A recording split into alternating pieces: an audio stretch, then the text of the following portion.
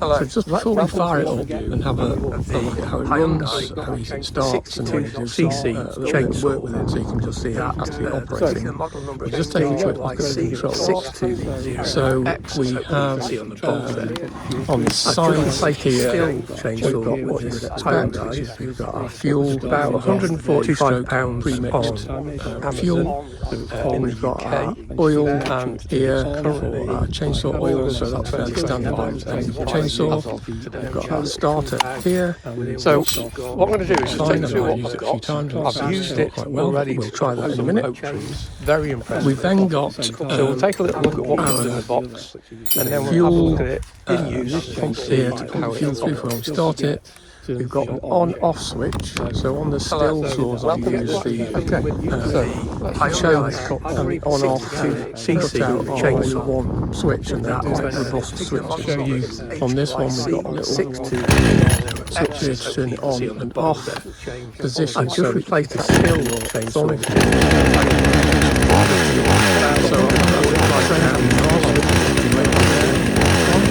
And then here we have the check that, and this is the only bit I found. There we go. It's slightly plastic. So what I'm going to do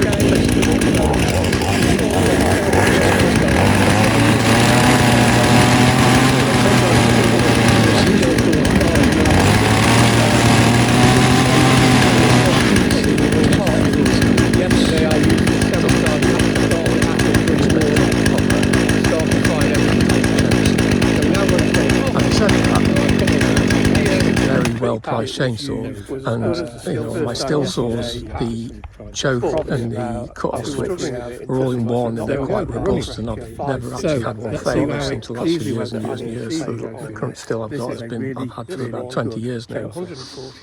But this is so much cheaper that I can perhaps overlook the one little thing that just feels a little bit weird in terms of its quality. And then we have on the top here, as you'd expect, the chain stop brake, which works fine. Okay, so let's take the chain guard off, and we're going to start it up and see how it starts. So just before we fire it up and have a look at how it runs, how easy it starts, and then we'll do some a little bit of work with it so you can just see it actually operating. We'll just take a quick look at the controls. So we have on the sides here, we've got what you would expect, which is we've got our fuel. It runs on 2-stroke pre-mixed fuel. We've got our oil here for our chainsaw oil, so that's fairly standard on any chainsaw. We've got our starter here, which works fine. I've now used it a few times and it seems to start quite well, but we'll try that in a minute. We've then got our fuel pump here to pump the fuel through for when we start it.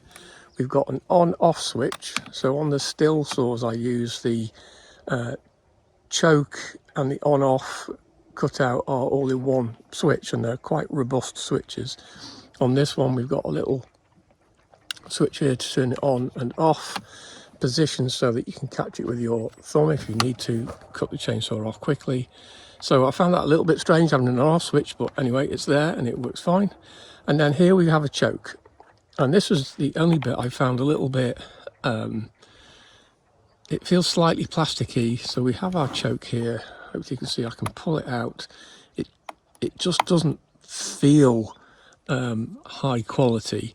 It seems to work fine. It kind of pushes back in, it kind of pulls out. That's what you'd expect, but as you can see, it just feels kind of loose.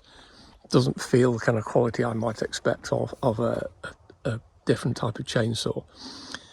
Having said that, this is a very well priced chainsaw, and you know, on my Stihl saws, the choke and the cut-off switch are all in one, and they're quite robust, and I've never actually had one fail. They seem to last for years and years and years. So the current Stihl I've got I've had for about 20 years now.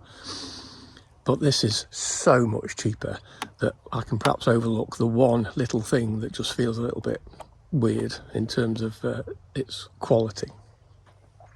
And then we have on the top here, as you'd expect, the chain stop brake, which works fine.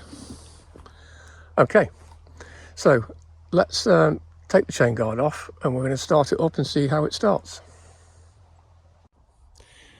So here we go, ready to give it a start. So I've already shown you the controls. I've just pumped the fuel through, so that's fine. We've got our choke here, which I've pulled out. This was last started yesterday, lunchtime-ish, so it's cold. I just need to make sure it's turned on.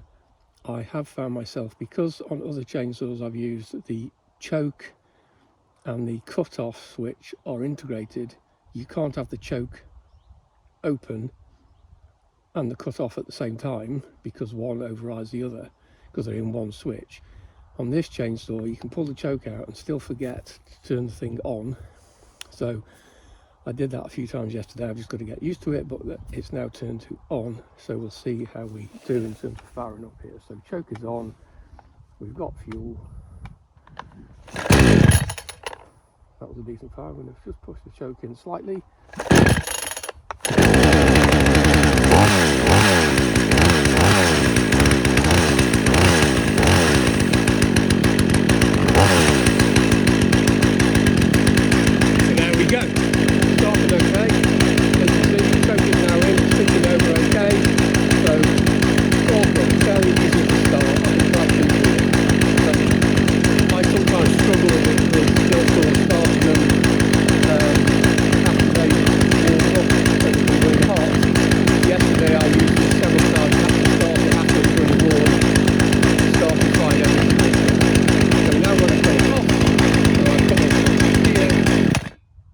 There we go.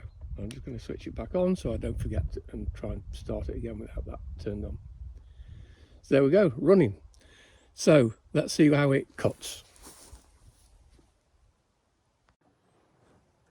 Okay, so let's just see how this cuts. First, just before I do this, I'll show you some of the wood that was cut with it yesterday. So there's an example of wood that was cut off yesterday. This is a fallen oak tree, fell in a storm a couple of weeks ago. So it easily went through that type of size of tree. We'll just do a quick demo.